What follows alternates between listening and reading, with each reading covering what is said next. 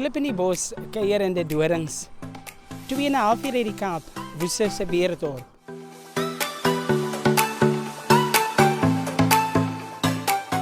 Kom ons gaan kyk wat hierdie vallei vir ons kan bied. Welkom by die Wagenstroom woning, Dee1. Ons kuier in die Doorns by die Wagenstroom familie. Ons gaan 'n bietjie hoor wat het hulle vir ons, wat hulle met ons kan deel. Môre Chester, ek is Lorinda Wagenstroom. En ek is Garnet Wagenstroom, gebore en getoe de Doorns mens, ex-valleier. Ja, Garnet, so gepraat van gebore in die Doorns. Wat maak hierdie dorp de Doorns so 'n lekker plek vir u? Chester, ek dink, behalwe die beeldskone scenery, ekskuus nog vir die Engels, is dit die mense. Ek dink dis die belangrikste. Hierdie is nog 'n ordentlike, of soos ons sê, 'n properste plattelandse dorp, waar bure nog uitkyk vir mekaar, waar mense nog mekaar ondersteun en jy sien nie in 'n ander ou se sake nie, maar julle weet wat gaan aan. Ag, ons kan baie voorbeelde noem maar van hier sal byvoorbeeld nie ek het altyd 'n neef wat uit Pretoria uit kom kuier, want ons jy kan my buurvrou vir ons sê, weet jy, jou neef van Pretoria was wie hier met voor Dooiemans deur te staan gekom. Jy weet, daai is die tipe redes hoekom ons nog steeds hier is. Ons wortels dink ek is te diep en vasgegroei hier. Maar dit gaan oor die mense. Ja, dis baie nice. Auntie Lorinda, u is van Lensburg, is ek reg? Dis reg, dis reg. Hoekom hierdie dorp de Doorns? U kon besluit het om na 'n groter plek toe te gaan, na een van die stede in ons land in, maar u het besluit de Doorns. Weet jy Chester, as ek nou moet sê, ek het mos agter hom aan die Doorns toe gekom. Nee, ons is nou, ek is al, Rita's 23, Rita was 'n jaar toe ons hier toe kom, so ek is nou 22 jaar in die Doorns. En die Doorns dit is 'n lekker plek. Dit is amper nes Lensburg, die mense gee om vir mekaar hier en ons bly lekker hier in die Doorns, Chester. Auntie Lorinda, u is ook by verskeie goedjies betrokke. En hoe is die uitdagings rondom daai verskeie goedjies waar u betrokke is? Wie jy Chester, ek is mos nou by Chrissy by die skool, by hoërskool Hexvallei in die oggende. As ek daar en dan doen ek voltyds stapaway ook. Maar soos ek sê, in die lewe, as jy eers wil kom of iets wil bereik, moet jy hard werk. Niks val uit die lug uit, Chester. Jy moet hard werk. Wie ek kom 2 aande in die week kom, kan ek sommer 12 uur my buurvrou sal sê, sy sê vir haar man sê, daar gaan die hek nou eers oop. Ja. Maar as ek hard werk, gaan ons ook mos nêrens kom nie. En ons moet mekaar mos maar aanvul. So, en dit wat ek doen, geniet ek, Chester. Dis baie nice. Die Wawel naam. Die naam Wawel, waar kom hy vanaf, meneer? Dis eintlik dis 'n kombinasie van my ma en my pa se vanne. So my pa wat so vindingryk was. So Wagenstroom, die WA, en dan foneties Williams Wil, Wawel. En toe is dit verder uitgebou deur die posbus op 'n Wawel op te sit en ja, dis hoekom my registrasienommer ook Wawel WP is. En die hond se naam ook Wawel is. En dan ook Lorinda se pa se Williams en my kinders kan ook sê, of ons kinders kan sê, my oupa se Wagenstroom en my ander oupa se Williams, so die Wawel gaan nog steeds aan. Dit is ook om die keer so gemakkelijk is, ek is ook Williams. Maar precies. Lekker Chester. Die manie het gepraat van dogters. Kom ons gaan ontmoet die dogters in die kombuis. Sê Chester, hier is ons 2 dogters, en gelukkig lyk hulle na hulle ma. Ek is Rita Wagenstroom, ek is 23 jaar oud en ek is die oudste dogter. Ek is Christen Wagenstroom, die jongste in die huishouding en ek verskaf die meeste vreugde.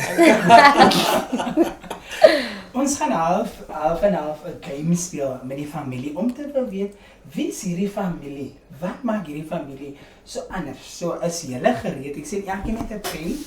Ja, elkeen met 'n pen. Okay. Die vraag is aan Chrissy en die res van die familie gaan die antwoorde moet verskaf. En net so omdraai laat die mense kan sien.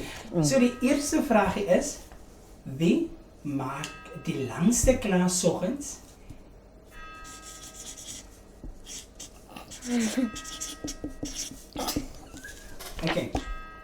Ouse se antwoord. Moet ek my antwoord gee? Yes. Okay.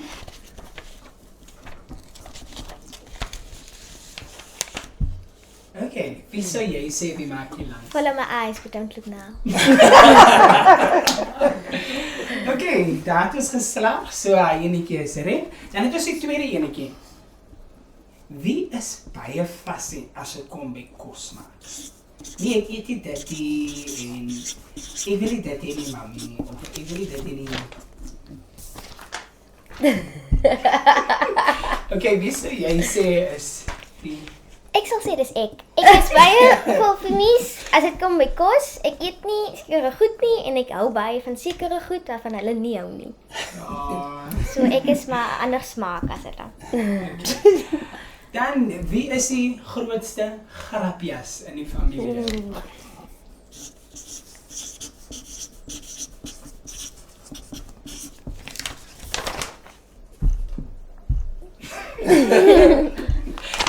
Wie sou jy sê? Dis definitief my pa. Julle, mens kan sien, julle mooi in mekaar met julle antwoorde. Dan 'n vraagie aan die ouses.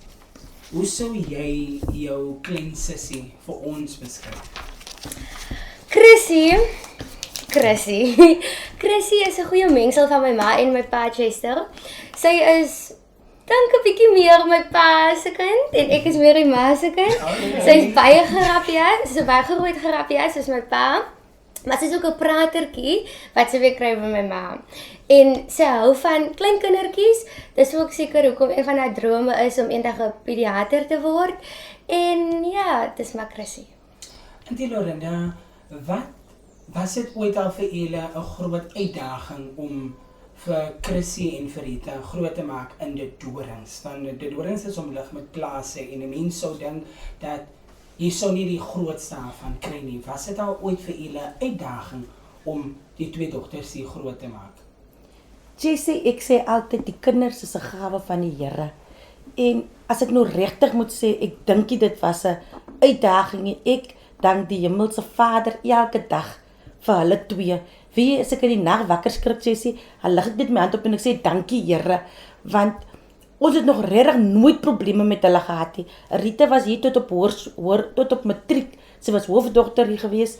Chrissy is nog graad 7, sy gaan volgende jaar stel aan Bos toe, na hoërskool toe daar. So dat was nie regtig, was daar gaan dit? Nee, nie regtig uitdagings gewees, maar weet jy, ek dink dit begin maar altyd by die huis.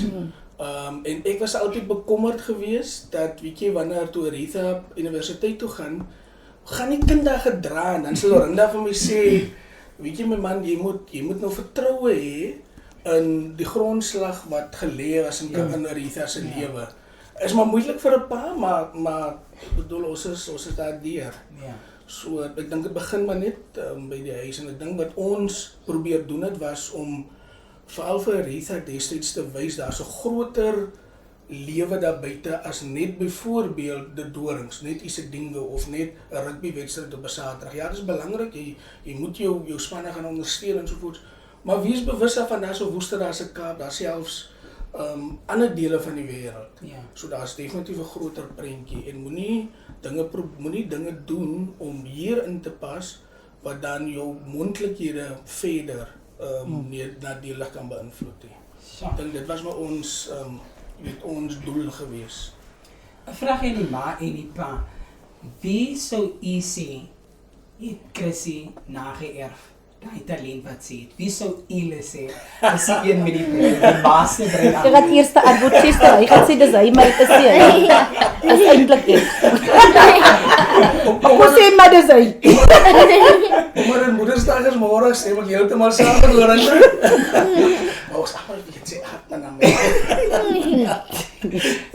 As ek mag vra, wie support julle in hierdie omgewing as 'n rugbyspan?